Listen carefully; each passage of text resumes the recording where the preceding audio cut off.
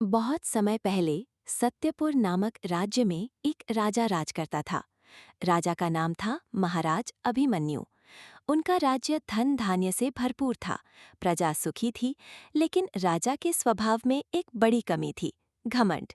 महाराज अभिमन्यु को अपनी सुंदरता, शक्ति और बुद्धिमानी पर बहुत गर्व था। उन्हें सच्ची सलाह पसंद नहीं थी। दरबार में वही मंत्री टिक पाते थे जो राजा की तारीफ करते रहते थे। जो सच बोलता उसे दंड मिल जाता। एक दिन राजा ने घोषणा की, मैं चाहता हूं कि मेरा ऐसा चित्र बनाया जाए जिसे देखकर आने वाली पीढ़ियां मेरी महानता को याद रखें। देश विदेश से प्रसिद्ध चित्रकार दरबार में आए।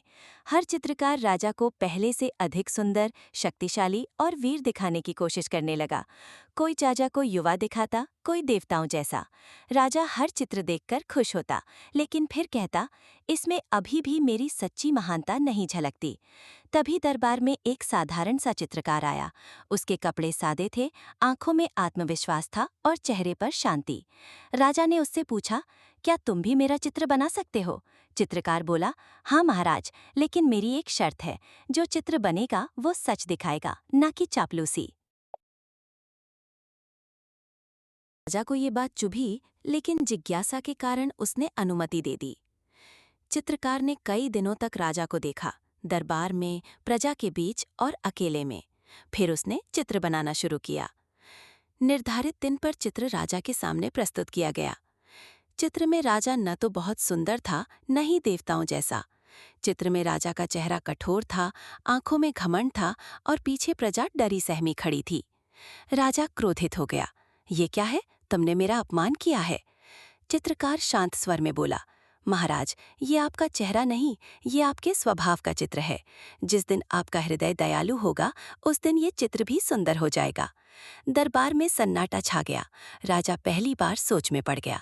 उसने महसूस किया कि डर के कारण प्रजा मुस्कुराती नहीं थी, मंत्री सच नहीं बोलते थे। राजा ने चित्रकार से क्षमा मांगी और कहा, आज तुमने मुझे मेरी सच्ची तस्वीर दिखाई है। उस दिन के बाद राजा ने खुद को बदल लिया। वो प्रजा की बात सुनने लगा, सच बोलने वालों को सम्मान देने लगा। कुछ महीनों बाद राजा ने उसी चित्रकार को फिर बुलाया।